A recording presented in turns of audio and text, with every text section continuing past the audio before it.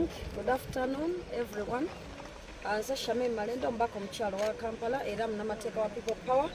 Olunaku lwa leero tukedde wano ekigo ku prison era nga tuzze okulambula ku baganda baffe abaasibibwa mu kkomera lino era nga abamu ku bo tugenda kulambula ku mukwano gwaffe Juma Musuuza abasinga bamumanyi nga Madbara eyasalibwa emyezi 12 okubeera mu kkomera. Tulabe embeera gy'alimu ate n'engeri gye tusobola okumudduukiriramu ng'ali mu kaduukulu.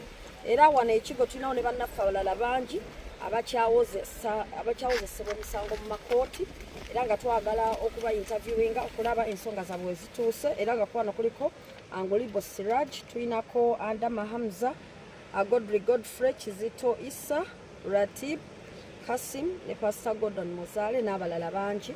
So tugenda kuba tuyingira munda awo ekigo prison tulabe nga tuba interviewinga n'abalabe tunaba tusanzeeyo abanaba batuweereddwa abayinza okuba nga bali mu kkomera lino naye nga tetunnategeezebwa mu butongole. Kye tunaba tujja kujja tukibabuulire era tukwatagane ne bannamateeka abalala omu n'abalwanyisa b'eddembe okulaba nga tulwanira bannaffe bano okuba nti bafuna obwenkanya. Malende Shamim. Tulambula abaganda baffe okuli Juma Musuuza abasinga bwe mumanyi nga Madbara. Twaze okulambula baganda baffe Angulibo Siraj, Andama Hamza, Godfrey, Kizito Issa, Ratib, Ida Kasim, Pastor Gordon Muzale ne Kizito Issa.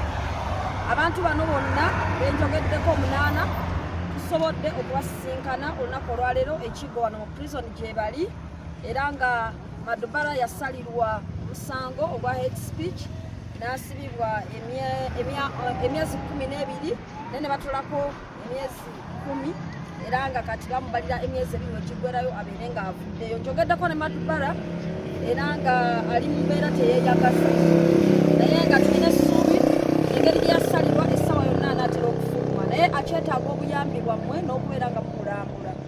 Ekisingako obukulu nti Madbara yafuna obukosefu wano mu mbiriizi era ng'alumizibwa kyansusso. Ekyo nno kiba kitegeeza nti yeetaaga obuyambi bwonna mu ngeri y'okubirabirabirwa oba ng'ali mu kkomera n'oluvannyuma lw'okufuluma. Ate era kyekimu n'okuba nti emirimu gye gyonna gyafa n'obuyambi mu famire ze bonna we ziri nga ebimanyi nti okubeera mu kkomera. So n'olwekyo eyo message enkulu nnyo yenzije wa Madbara naye nga ekisingako obukulu lwekuba nti oluvannyuma lw'okufuluma kwe yajja kwetaaga obujjanjabi obw'enjawulo ennyo olw'obulumi obwabutuusibwako yateekwako mu sseemwayi n'atwalibwa flying squad n'ayita mu mbeera nnyingi sijja kubigendamu nnyo naye embeera eyo bwetyo bwebadde uganda fu Madbara bwali. Then bano abalala 7 okuli Angulibo Siraj bano bakwatibwa kuva Yumbe baali benyigira mu kuteekateeka okulonda kwa LC1 okwa Uganda yonna so nga bacoordinators ba NUP mu Northern Region oba mu bitundu by'amambuka era nga Angulibo Siraj ye yali Western Coordinator wa NUP mu kalulu ako era nga y'omu ku baakwatibwa okuva okuba nti yali agezaako okumobilizinga abantu okwenyigira mu kalulu. Waliyo omukulu Ratib ono yali yagenda okwatira NUP ticket ku kifo kya LC1 ku kyalo ekiyitibwa Labenga East Village mu Konga Parish era ono naye waali wano yaterekebwa. Tulina Andama naye yali coordinator wa Yumbe wa NUP, Ida Kasimu naye yali coordinator, Pastor Gordon Muzale n'abalala.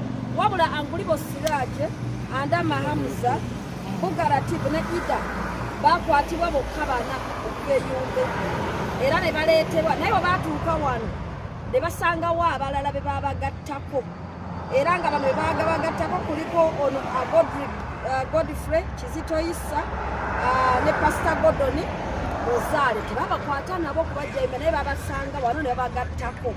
Ensonga endala abantu bano 7 benjogeddeko abali ba coordinators ba NUP mu Northern Region mu kalulu ka LC1 bagamba nti baateekebwa mu fayiro eya General Court Marshal Makindye naye nga kooti eno fayiro gye baateekebwa kuliko abantu 33 be baabateekako nabo tebabamanyira tebabalabangako ne babasomera emisango gye batategeerako ddala. Olwekyo bagamba nti waliwo akakodyo ab'okuba nti babayinga ku kifayiro kye batategeerako yadde era nga baagala okubalwanirira.